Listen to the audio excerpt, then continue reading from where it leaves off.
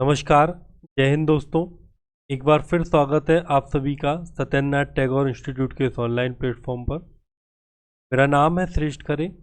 कल का लेक्चर आपका नहीं हो पाया क्योंकि मेरा थोड़ा सा स्वास्थ्य सही नहीं था, जिस कारण से मैं लेक्चर नहीं बना पाया। तो आज हम औलिकर वंश को आगे कंटिन्यू करेंगे। कल हमने औलिकर वंश के बारे में जो जानकारी प्राप्त की थी, ठीक है, उसी को आगे बढ़ाते हुए आज हम इस वंश को ख़त्म करेंगे और कल एक नए राजवंश को प्रारंभ करेंगे। चलिए, सबसे पहले एक बार हम देख लेते हैं कल हमने क्या पढ़ा था। सबसे पहले औलिकर वंश के बारे में हमने उसका परिचय पढ़ा था, संस्थापक पढ़े थे, राजधानी पढ़ी थी उसकी, और जानकारी के स्रोत देखे थे हमने, प्रमुख शाखाएं देखी थी। औलिकर राजवंश को हमने दो शाखाओं में बांटकर पढ़ा था, ठीक है। प्रथम शाखा में जो शासक हुए उनके बारे में हम पढ़ चुके थे। द्वितीय शाखा जो थी हमारी, उसके हमने प्रकाश धर्मा तक जो शासक है उनको पढ़ लिया था। आज हम प्रकाश धर्मा के बाद जो अगला शासक आता है यशोवर्मन या यशोधर्मा जो है, उसके बारे में पढ़ेंगे। साथ में औलिकर राजवंश का प्रशासन, कला एवं वास्तुकला और अन्य महत्वपूर्ण तथ्यों को पढ़ेंगे और इस लेक्चर को, इस वंश को खत्म करेंगे। चलिए स्टार्ट करते हैं।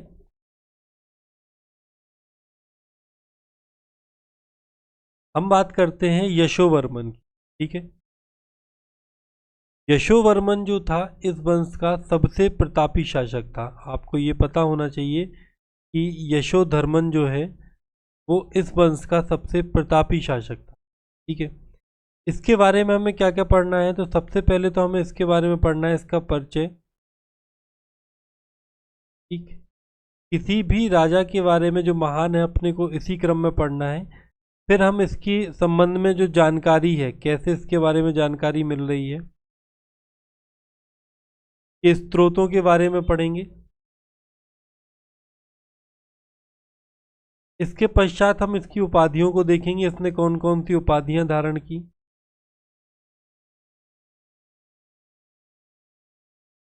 फिर इसके समक्ष जब ये राजा बना तो इसके समक्ष क्या चुनौतियां थीं, ठीक है, उनके बारे में पढ़ेंगे। फिर इसकी जो उपलब्धियां हैं,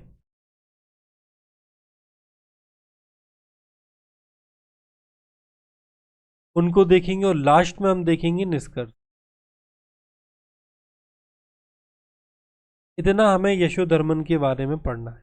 तो सबसे पहले हम बात करते हैं परिचय की। तो परिचय से आप यहाँ पे बता सकते हैं कि यशोधर्मन का परिचय आप किस प्रकार से देंगे। तो आपको इंट्रो देना है कि यशोधर्मन दसपुर के औलिकर राजवंश का सबसे महान, प्रतापी और ओजस्वी शासक, ठीक है। के परिचय में आप यहाँ पे लिखेंगे कि यशोधर्मन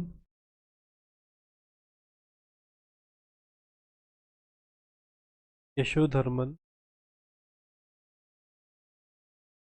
दशपुर के औलिकर वंश का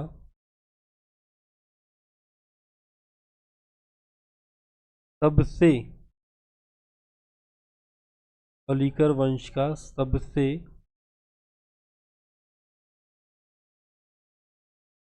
महान,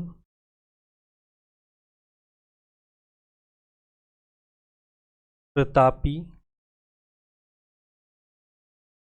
व ओजस्वी शासक,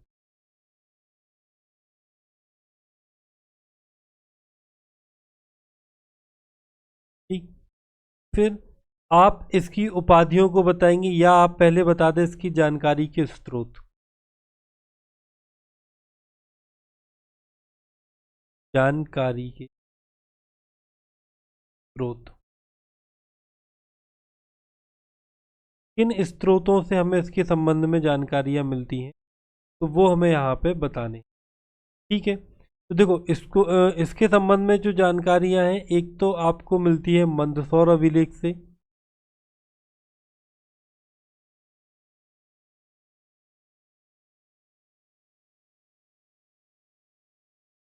दूसरी मिलती है आपकी सिंघौनी अभिलेख से।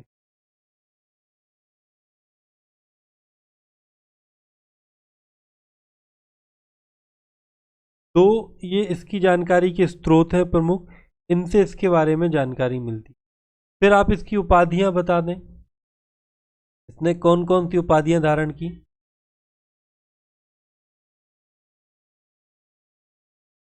उपाधियां। उपाधियों में आप यहाँ पे बता सकते हैं कि इसने राजाधिराज, राजाधिराज, परमेश्वर,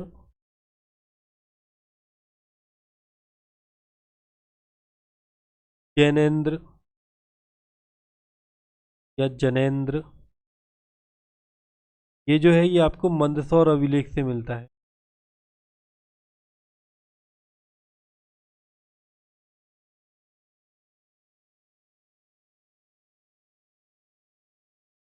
मंदसौर अभिलेख में बताया गया है कि इसने क्या कहलाते राजाधिराज, परमेश्वर और जैनेन्द्र जैसी उपाधियों को धारण किया। ठीक है, अब इसके समक्ष क्या चुनौतियां रही होंगी जब यह शासक बना।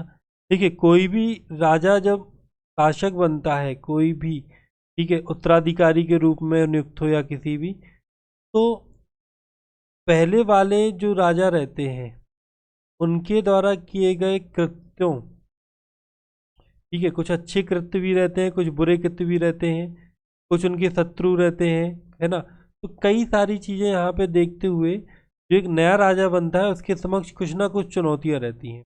इसी प्रकार से जब आपका यशोधर्मन राजा बना तो उसके समक्ष क्या चुनौतियां थी वो उसमें आप यहाँ पे लिख सकते हैं कि उस समय जब वो राजा बना तो संपूर्ण उत्तर भारत में राजनीतिक अस्थिरता व्याप्त थी। ठीक है, क्यों व्याप्त थी? क्योंकि गुप्तों का पतन हो रहा था है ना।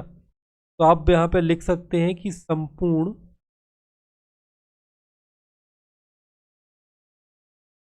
उत्तर भारत में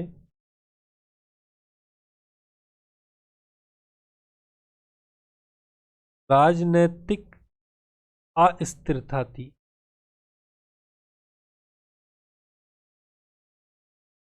ठीक है, क्यों थी? क्योंकि भाई गुप्तों का पतन हो रहा था।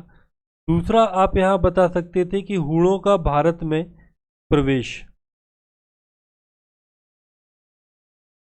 हूणों का भारत में प्रवेश। ठीक, फिर आप यहाँ पे बता सकते थे कि औलिकर वंश का विस्तार एवं सुरक्षा, जो आपका औलिकर राजवंश था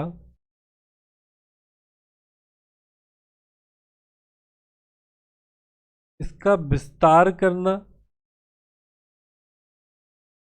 और इसकी सुरक्षा करना, ये भी एक प्रमुख चुनौती थी। स्थानीय राजाओं पर नियंत्रण, उस समय कई सारे स्थानीय थे, है ना, तो उन पर नियंत्रण, स्थानीय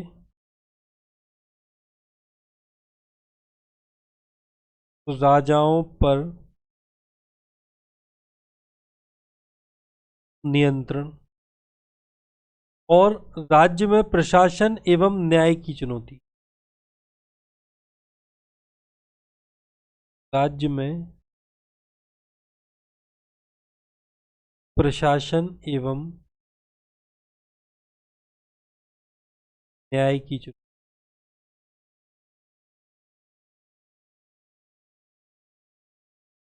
इस प्रकार से कुल उसके सामने क्या थी, समक्ष प्रमुख चुनौतियां थी। जैसे कि मैंने आपको बताया, संपूर्ण उत्तर भारत में जो राजनीतिक अस्थिरता थी, ठीक है, उस समय यह शासक बना, हूणों का भारत में प्रवेश हो रहा था, औलिकर राजवंश, औलिगर राजवंश का विस्तार भी करना था, उसकी सुरक्षा भी करनी थी, स्थानीय राजाओं पर नियंत्रण रखना था, राज्य में प्रशासन एवं न्याय से संबंधित भी एक चुनौती इसके समक्ष थी, है ना, कि प्रशासन कैसा हो, क्या न्याय की व्यवस्था हो।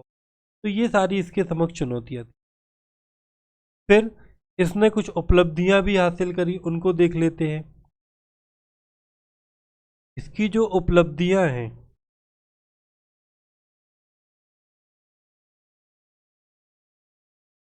इन उपलब्धियों को आप कई भागों में बांट सकते। जैसे आप यहां बता सकते हैं मालवा में स्वतंत्र सत्ता की स्थापना, मालवा में स्वतंत्र सत्ता की स्थापना।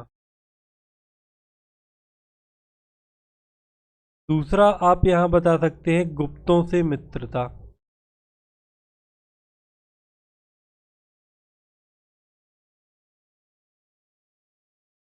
तीसरा आप यहाँ पे बता सकते हैं हूणों को पराजित किया।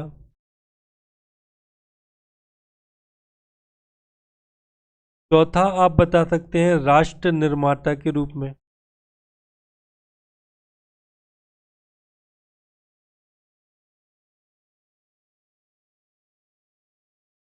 फिर प्रशासनिक दृष्टि से भी उसने कुछ कार्य किए।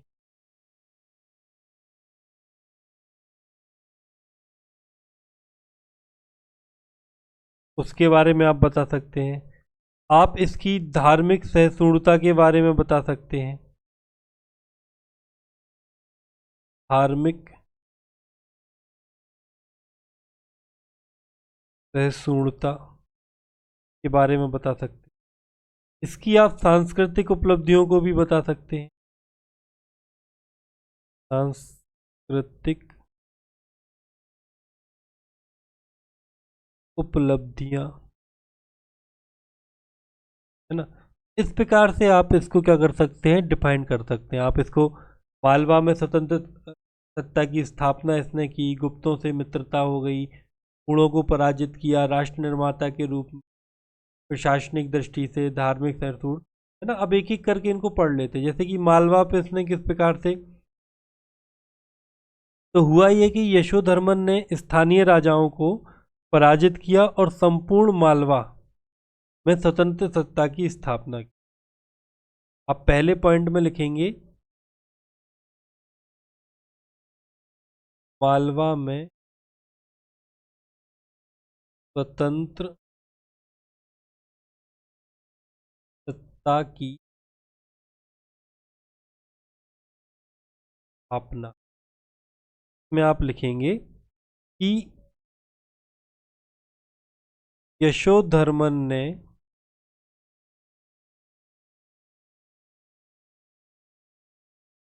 स्थानीय राजाओं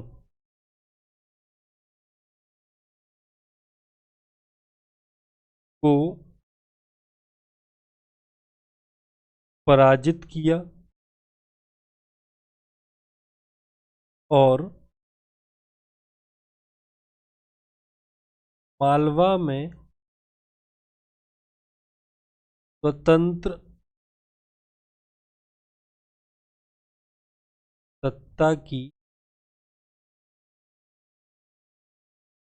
स्थापना की। ठीक। दूसरा क्या है इसकी उपलब्धि, दूसरा गुप्तों से मित्रता।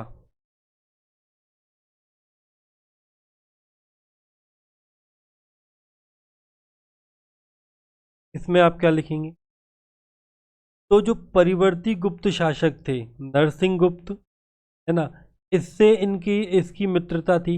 इसने नरसिंह गुप्त के साथ मिलकर, आपको पता होगा कि हूण शासक मेहरगढ़ को भी पराजित किया था, है ना। तो आप यहाँ पे लिख सकते हैं परिवर्ती गुप्त शासक, परिवर्ती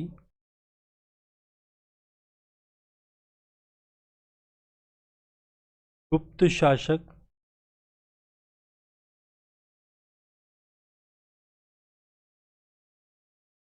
नरसिंह गुप्त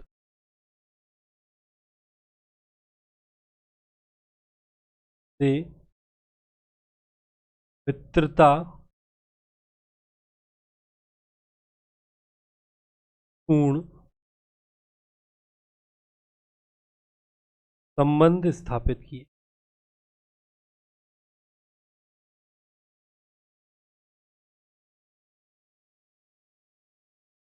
ठीक है? तीसरा, गुणों को पराजित किया।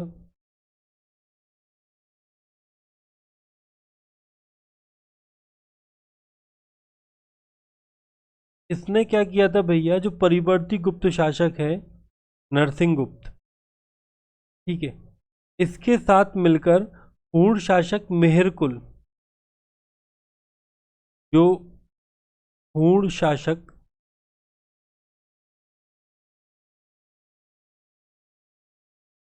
मेहर कुल जो था, इसको इन्होंने पराजित किया था।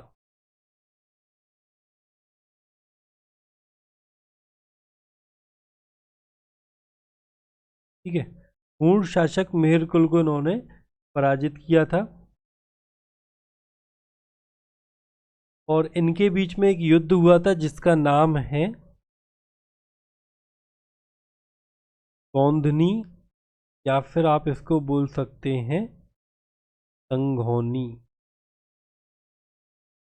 इसका इनके बीच में युद्ध हुआ। ठीक है, फिर अब हम बात करते हैं राष्ट्र निर्माता के रूप में सुधर्मन किस प्रकार से क्या उपलब्धियां।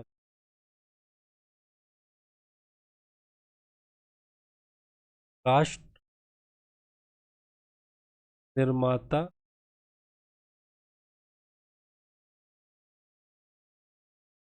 राष्ट्र निर्माता के रूप में यदि हम बात करें तो इसने संपूर्ण उत्तर भारत में बृहद साम्राज्य की स्थापना की थी। इसका जो साम्राज्य था वो पूर्व में ब्रह्मपुत्र नदी से पश्चिम में समुद्र तक तथा उत्तर में हिमालय से दक्षिण में महेंद्र पर्वत तक विस्तृत था। ठीक है, इसने क्या किया,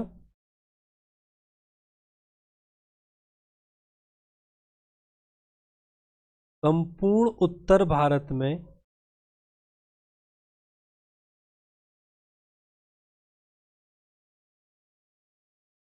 उत्तर भारत में बृहद साम्राज्य की स्थापना की। ठीक है, साथ में इसका जो साम्राज्य था, यदि आप इसका एक डायग्राम पे फॉर्म में देखें या आप लिख लें या आपको नोट्स में लिखा मिल जाएगा। ठीक है, अब नोट्स की जल्दी ही आपको ई बुक जनरेट कर दी जाएगी, तो आप हमारे ऐप से जाके उसको देख सकते हैं ई बुक को। ठीक है, और साथ में तो मैं आपको लिखवा ही रहा हूँ। तो इसका यदि हम उत्तर में बात करें तो उत्तर में हिमालय, दक्षिण में साम्राज्य कहाँ तक विस्तृत था इसका, महेंद्र पर्वत।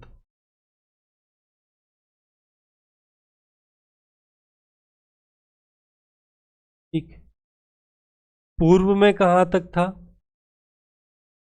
तो पूर्व में इसका साम्राज्य अभी मैंने आपको बताया कहाँ तक विस्तृत था, ब्रह्मपुत्र नदी तक। पूर्व में था ब्रह्मपुत्र नदी तक।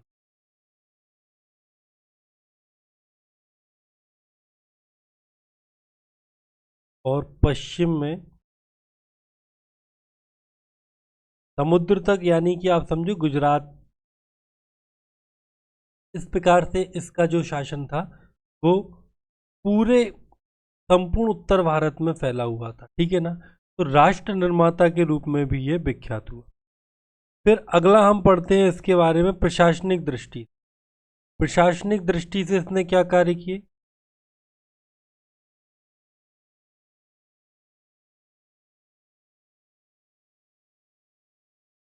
प्रशासनिक दृष्टि,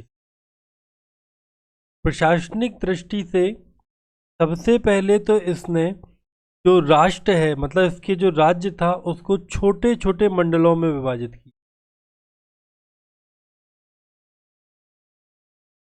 राष्ट्र को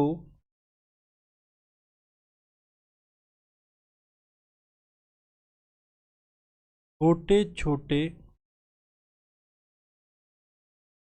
मंडलों में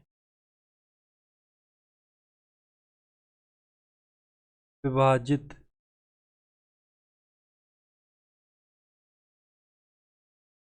ठीक, वहां पे अब मंडलों में विभाजित किया, देख रेख के लिए इसने सेनापति, अमात्य, सेनापति हो गए, अमात्य हो गए, है ना, आदि की नियुक्ति की। साथ में इसने निष्पक्ष न्याय के लिए ग्रामीण जनप्रतिनिधि इकाइयों को अधिकार प्रदान किया। न्याय हेतु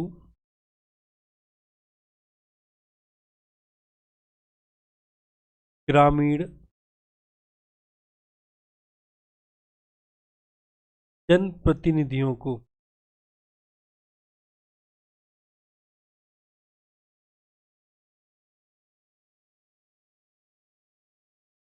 अधिकार दिया।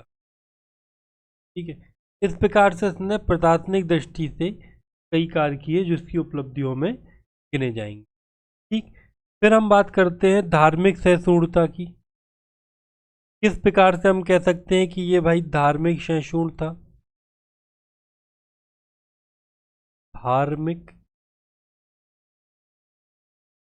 सहिष्णुता, धार्मिक सहिष्णुता में आप ये देख सकते हैं कि इसने शैव और बौद्ध धर्म दोनों को संरक्षण दिया तथा तथा बौद्ध धर्म से संबंधित विहारों का निर्माण कराया और भिक्षुओं को दान दिया। ठीक है, धार्मिक सहिष्णु कैसे बोल सकते हैं? क्योंकि इसने शैव व बौद्ध धर्म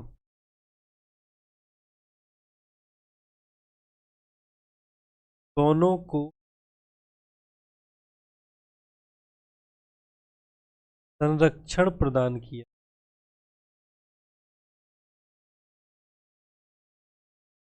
साथ में इसने क्या किया? बौद्ध धर्म से संबंधित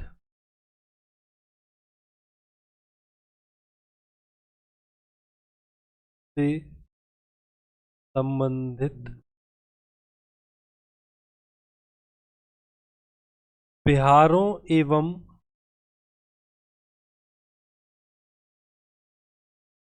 मतलब विहारों का निर्माण करवाया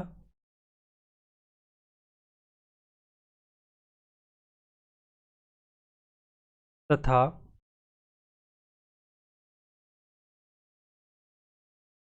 बौद्ध भिक्षुओं को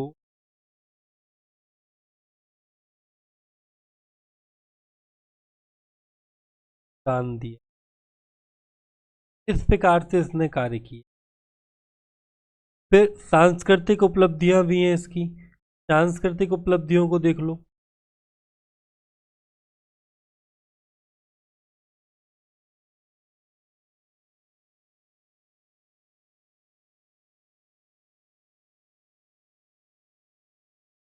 सांस्कृतिक उपलब्धियां,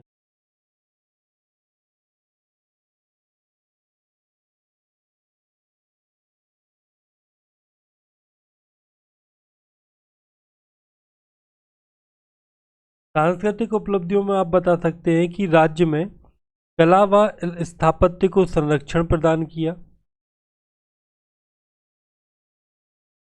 राज्य में कला व स्थापत्य को संरक्षण प्रदान किया।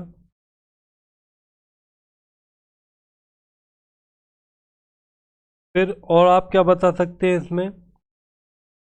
मेहर कुल को पराजित करने के बाद 2 विजय स्तंभों का निर्माण कराया। मेहर कुल को मेहर कुल को पराजित करने के पश्चात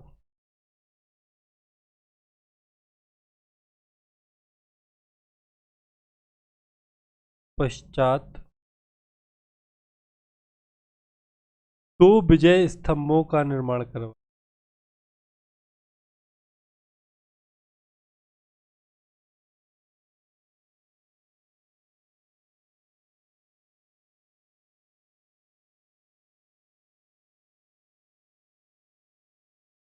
मूर्तिकला एवं साहित्य को संरक्षण प्रदान किया। मूर्तिकला एवं साहित्य को संरक्षण प्रदान की। तो ये इसकी सांस्कृतिक उपलब्धियां हो गई। इसको लिखने के बाद आप इसके संबंध में एक निष्कर्ष भी नोट डाउन कर सकते हैं, चाहे तो आप वहाँ पे लिख सकते हैं, है ना, लिखेंगे तो अच्छा रहेगा। निष्कर्ष में आप बता सकते हैं कि इस प्रकार गुप्तोत्तर काल में उत्तर भारत में राजनीतिक एकता का सूत्रपात, विदेशी दासता का अंत एवं धम्म सहिष्णु शासक के रूप में यशोवर्मन का नाम विख्यात। क्या बताएंगे आप यहाँ पे लिखेंगे, इस प्रकार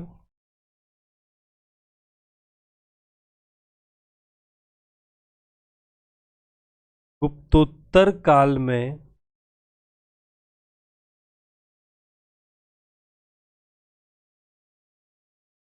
उत्तर भारत में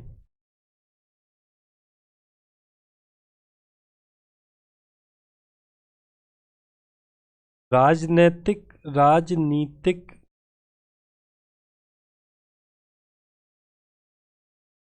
एकता का सूत्रपात, विदेशी दासता का अंत एवं धम्म सहिष्णु शासक के रूप में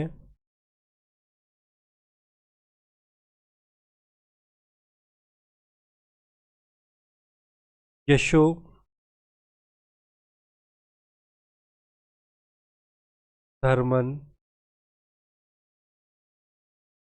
का नाम विख्यात है। ठीक है, इस प्रकार से आप इसके बारे में निष्कर्ष बता। ठीक है, तो ये हो गया आपका यशोधर्मन, है ना। जितने भी महत्वपूर्ण शासक थे औलिकर वंश से संबंधित वो हमने यहाँ पे पढ़ लिए। ठीक है ना। अब हमें औलिकर वंश या औलिकर राजवंश का जो प्रशासन है उसके बारे में हमें पढ़ना है। तो चलिए हम स्टार्ट करते हैं। चलिए अब हम देखते हैं औलिकर राजवंश के प्रशासन को।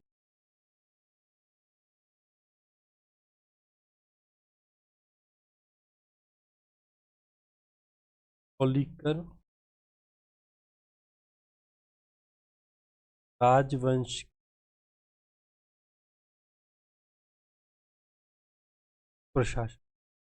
प्रशासन में मैंने आपको बताया था कि जो राज्य जो था, राज्य की जो संपूर्ण शक्ति होती थी वो राजा या सम्राट में निहित होती थी। ठीक है, इसके अलावा राजा का जो पद होता था, जो संपूर्ण शक्ति होती थी, संपूर्ण शक्ति ये राजा में होती थी। ठीक है, और राजा का जो पद था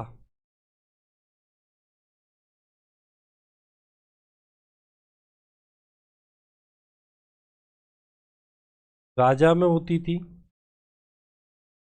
राजा का जो पद था यह वंशानुगत होता था, संभव था। कैसा होता था? वंशानुगत। ठीक है, राजा की सहायता के लिए सहायता हेतु सेनापति, अमात्य,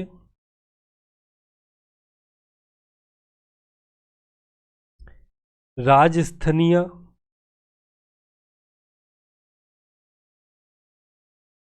जैसे पदाधिकारी होते थे।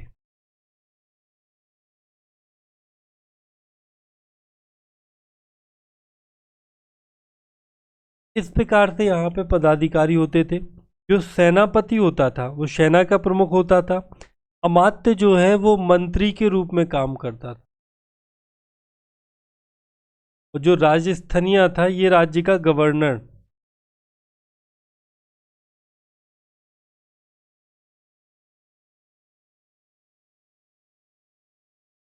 ठीक है, गवर्नर की तरह काम करता। ठीक है, इस प्रकार से ये प्रमुख अधिकारी और इनका जो प्रशासन था वो चलता था। ठीक है, तो अब इसको आप लिख लें। पहला पॉइंट आप यहां पे लिखेंगे, संभवतः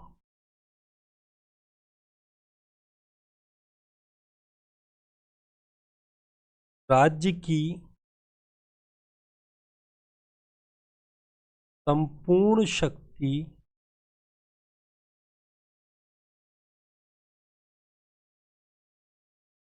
राजा या सम्राट में निहित थी। ठीक, पहला पॉइंट। दूसरा पॉइंट डाल के आप यहां पे लिखेंगे, राजा का पद वंशानुगत होता था। तीसरा पॉइंट आप लिखें यहां पे, राजा की सहायता हेतु सेनापति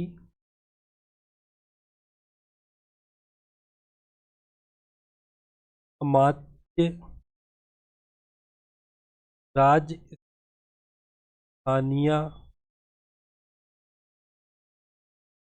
जैसे पदाधिकारी होते थे। ठीक, चौथा पॉइंट आप क्या लिखेंगे? चौथा पॉइंट आप इसमें लिख सकते हैं, इनके बारे में भी बता सकते हैं, जैसे कि सेनापति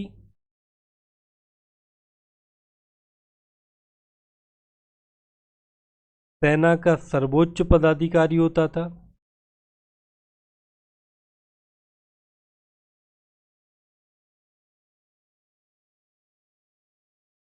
ठीक है, अमात्य जो था आपका, अब सेना का सर्वोच्च पदाधिकारी था तो इसका क्या कार्य होना चाहिए? ये सेना की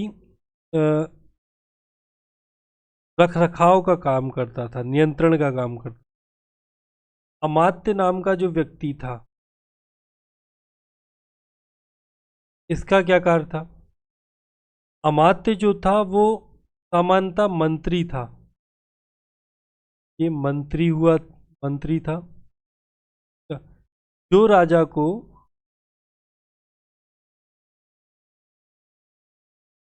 प्रशासन और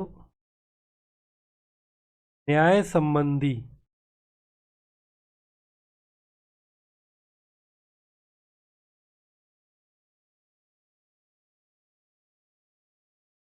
मामलों में सलाह देता था। ठीक है, और स्थानीय जो होता था आपका वो गवर्नर की तरह होता था। ठीक है, ये आप लिख लो। तो इस प्रकार से औलिकर राजवंश का प्रशासन चलता। फिर इनकी कला एवं वास्तुकला के बारे में भी लिख लो आप लोग।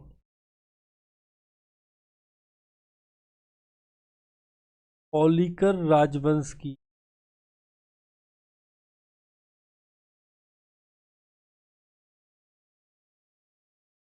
कला एवं वास्तुकला, इसके बारे में लिखो। लिखो, आपको पता है, अभी मैंने कई बार बताया है कि इस वंश की जो सबसे महत्वपूर्ण स्मारक जो थी वो यशोधर्मन या विष्णुधर्मन के दो स्वतंत्र विजय स्तंभ हैं। जो दो स्वतंत्र विजय स्तंभ हैं, ये सबसे महत्वपूर्ण हैं। ठीक है, किसके? यशोधर्मन के। इसके अलावा अब ये जो विजय स्तंभ है, ये किससे निर्मित है? तो ये बलुआ पत्थरों से निर्मित है।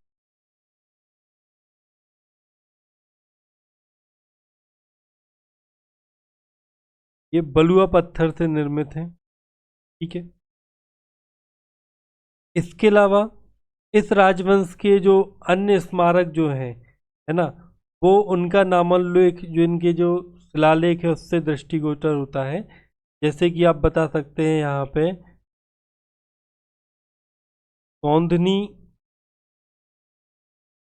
में दो द्वारपालों की मूर्तियां।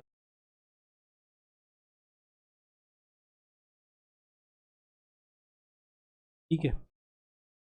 मंदसौर किले में प्रकाशेश्वर महादेव की मूर्ति। मंदसौर किले में प्रकाशेश्वर महादेव की। विभीषण तड़ाग। ठीक है। इसके अलावा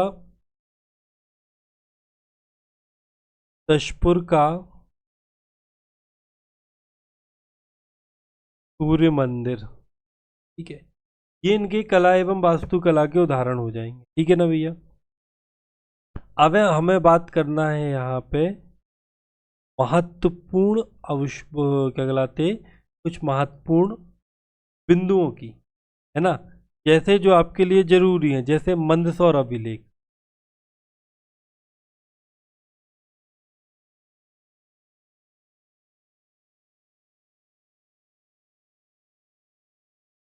मंदसौर अभिलेख, मंदसौर अभिलेख जो है वो आपका, इसको दसपुर अभिलेख के नाम से भी जाना जाता है। किस नाम से जाना जाता है? दशपुर अभिलेख।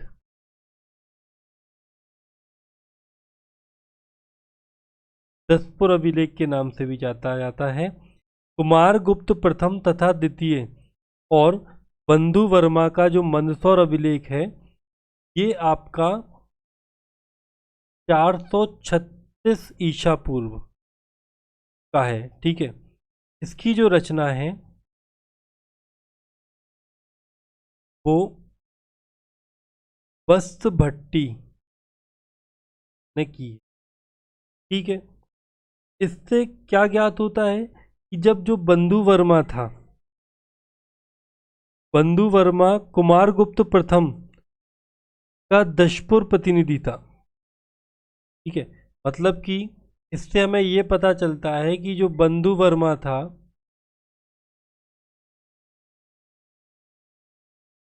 यह कुमारगुप्त का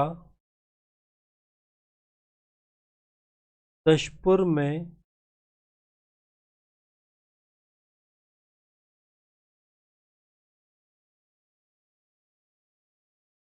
प्रतिनिधि था। ठीक है। ये हमें इससे ज्ञात होता है। इसके अलावा हमें ये भी पता चलता है कि वहाँ के जो तंतुबाई ने एक सूर्य मंदिर का निर्माण कराया था तथा उसके व्यय का प्रबंधन किया था। रेशम बुनकरों की श्रेणी की जानकारी भी इस अभिलेख से मिलती है। इसके अलावा इस अभिलेख में सूर्य मंदिर के निर्माण का उल्लेख भी है। विक्रम तिथि भी उल्लेखित की गई है ना। तो कई सारी चीजें जो हैं इस अभिलेख से संबंधित हैं, जो आपको यहाँ पे पता होनी चाहिए। फिर अगला अभिलेख जो आपका है वो है सौंदनी अभिलेख।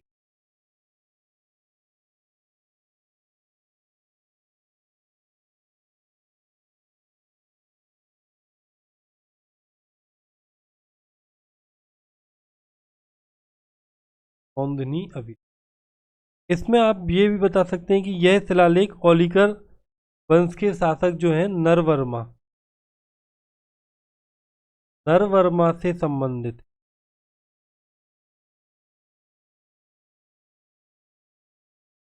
किससे संबंधित है? नरवर्मा से संबंधित है। इसमें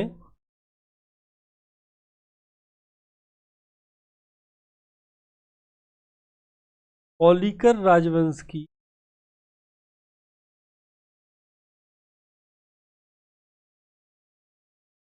प्रथम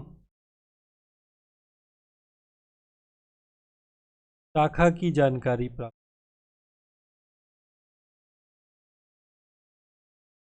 ठीक है, फिर अगला अभिलेख जो है वो आपका है गंगाधर अभिलेख।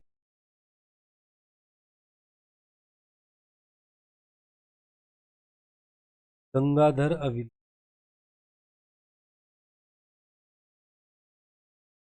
गंगाधर अभिलेख में क्या है, तो विश्ववर्मन का जो ये जो है आपका, ये विश्ववर्मन के समय का है।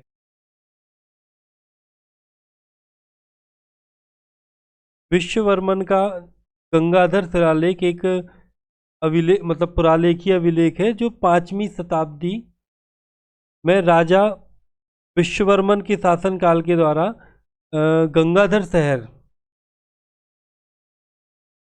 से प्राप्त हुआ था। ठीक है, एक मंदिर का निर्माण किया जा रहा था, वहां पे यह अभिलेख प्राप्त हुआ था जो कि राजा विश्ववर्मन से संबंधित है। ठीक है, यह शिलालेख में यह भी वर्णित है कि विश्ववर्मन एक स्वतंत्र शासक था।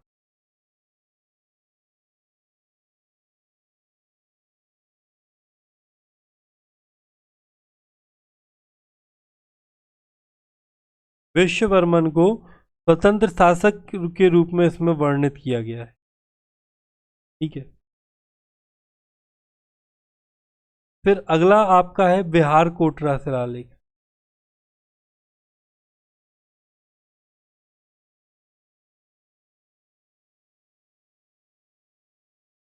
यह शिलालेख ओलिकर राजवंश के जो शासक हैं नरवर्मा, इनसे संबंधित है।